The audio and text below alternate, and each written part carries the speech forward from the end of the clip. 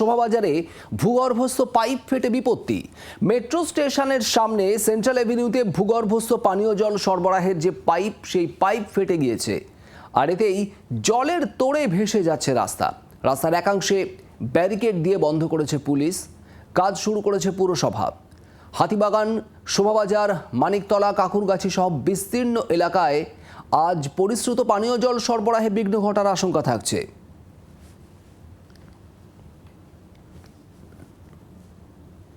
যে ছবি এই মুহূর্তে দেখছেন আপনারা, অয়ন ঘোষাল আমাদের প্রতিনিধি সেখান থেকে রয়েছেন সরাসরি। অয়ন, ঠিক কি ঘটেছে? ভূগর্ভস্থ পানীয় জলের পাইপ ফাটার ফলেই জল বেরোচ্ছে, আর এর জেরে পানীয় জল সরবরাহে কোনো বিঘ্ন ঘটবে কি? ছবি দেখাতে দেখাতেই কথাটা বলি। প্রথম হচ্ছে, এটা এমন জায়গা যেখানে ঠিক বিপরীতে রয়েছে শোভাবাজার সুতানুটি মেট্রো স্টেশন, ডান দিকে রয়েছে কলকাতা পুরসভার 18 নম্বর ওয়ার্ড। সেন্ট্রাল অ্যাভিনিউতে মিত্র ক্যাফের ঠিক সামনে যে দিকটা ধর্মতলাগামী লেন, তার একটা বড় অংশ, সেই অংশটা সম্পূর্ণ বন্ধ রাখতে বাধ্য হয়েছে কলকাতা ট্রাফিক পুলিশ। তার সবথেকে বড় কারণ, এমনভাবে এই পাইপ ফেটেছে যে পাইপটা মেরামত করতে গেলে রিপ্লেসমেন্ট ছাড়া আর কোনো রাস্তা খোলা নেই।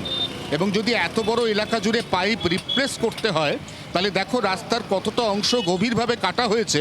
এবং ওই যে জলের তোড় বেরোচ্ছে ওখান থেকে, ওই জলের তোড়টা হচ্ছে অ্যাকচুয়ালি কলকাতা পুরসভার সরবরাহ লাইন।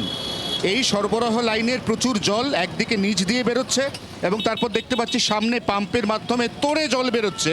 এই সবটাই হচ্ছে কলকাতা পুরসভার তালা থেকে আসা পরিশ্রুত পানীয় জল।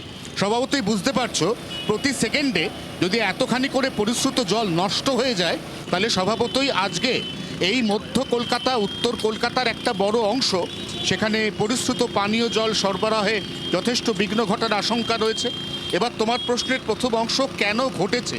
আমরা প্রত্যেকে জানি যে পরশু রাতের অতি প্রবল বৃষ্টি, কার্যত মেঘ ফাটা বৃষ্টি, সেন্ট্রাল অ্যাভিনিউর এই সমস্ত জায়গা এগুলো জলমগ্ন হয়ে পড়েছিল। তারই মধ্যে কোনো কোনো রাস্তার পকেটে জল ঢুকে রাস্তা অনেকটা নিচু হয়ে যায়। এই নিচু রাস্তা, তার যে ওজন, তার যে বিপুল চাপ, এই চাপ সামলাতে না পেরে প্রায় 50 থেকে 55 বছর আগে এখানে বসানো পুরনো পাইপলাইন সেই চাপ আর সামলাতে পারে না, এবং সেটা মারাত্মকভাবে ফেটে মাটির মধ্যেই কার্যত ভেঙে পড়ে থাকে। এই অবস্থায় গতকাল মধ্যরাত, টু বি স্পেসিফিক গতকাল ভোর 4টে থেকে এখানে মাটির নিচ থেকে হু হু করে জল বেরোতে শুরু করে। তখনই কলকাতা পুরসভার ইঞ্জিনিয়ার, সরবরাহ বিভাগের, তারা ঘটনাস্থলে আসেন এবং তারা বুঝতে পারেন যে পাইপের কোন জায়গা ফেটেছে। মনে রাখতে হবে, এর আবার ঠিক নিচে মেট্রো গেছে ব্লু লাইনের, শোভাবাজার সুতানুটি থেকে যে মেট্রো সোজা গেছে মহাত্মা গান্ধী রোড স্টেশন পর্যন্ত। অতএব একদিকে ওপরের রাস্তার চাপ এবং নিচে তড়িঘড়ি মেরামত না করলে মেট্রোর যে টানেল, এই টানেলের লিকেজের আশঙ্কা, এই দুই আশঙ্কা থেকেই এই মুহূর্তে তড়িঘড়ি এখানে মেরামতির কাজ শুরু করেছে কলকাতা পুরসভা। শুভদীপ, এই মেরামতির কাজ কতক্ষণে শেষ হতে পারে, সময়সীমা, সে বিষয়ে কিছু কি বলছে পুরসভা? পুরসভায় যিনি দায়িত্বপ্রাপ্ত ইঞ্জিনিয়ার এখানে রয়েছেন, বিভাগীয় ইঞ্জিনিয়ার, তিনি বলছেন যে বিকেলের আগে এই এত বড় পাইপলাইন সম্পূর্ণ রিপ্লেস করা পুরসভার পক্ষে সম্ভব নয়। ঘড়ির কাঁটায় এই মুহূর্তে সবেমাত্র সকাল 9টা। যদি এখানে এই পাইপলাইন অদূর ভবিষ্যতে এখানে সাপ্লাইটা প্রথম বন্ধ করতে হবে, কারণ পাইপ রিপ্লেস করতে গেলে প্রথম এখানে সাপ্লাই লাইনটা কাট করতে হয়। অতএব যদি এখানে সাপ্লাই লাইনটা কেটে তারপর পাইপটা রিপ্লেস হয়, তাহলে এখানের বিস্তীর্ণ এলাকা, অর্থাৎ হাতিবাগান থেকে শুরু করে মানিকতলা, কাকুরগাছি, শ্যামবাজার, এই বিস্তীর্ণ এলাকাতে বিকেল পর্যন্ত দফায় দফায় জল সরবরাহ বিঘ্ন ঘটতে পারে, এমন আশঙ্কা উড়িয়ে দেওয়া যাচ্ছে না। শুভদীপ, কাজ করছে পুরসভা দ্রুত গতিতে। অয়ন যে ছবিটা দেখাচ্ছে আপনারা দেখছেন। অয়ন, ধন্যবাদ। মোটামুটি আজকে বিকেলের মধ্যে আমাদের এই মাসে কমপ্লিট করে দেওয়া। এবার এখান থেকে যে সাপ্লাই চেইনগুলো রয়েছে, সেখানে তো ন্যাচারালি পরিশুদ্ধ পানীয় জল তো হ্যাঁ পাবে, টু সাম এক্সটেন্ট।